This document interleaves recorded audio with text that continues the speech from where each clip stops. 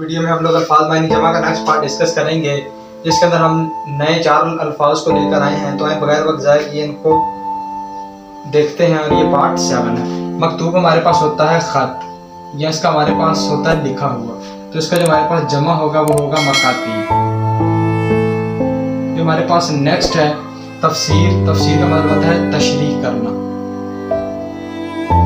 तशरीह करना। तो इसका जो हमारे पास जमा होगा वो होगा तफसीर। जो हमारे पास नेक्स्ट है मशहूर।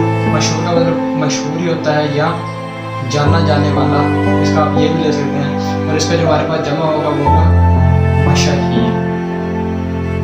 जो हमारे पास नेक्स्ट है तारीख। तारीख का मतलब होता है गुजरे हुए वाक़यात,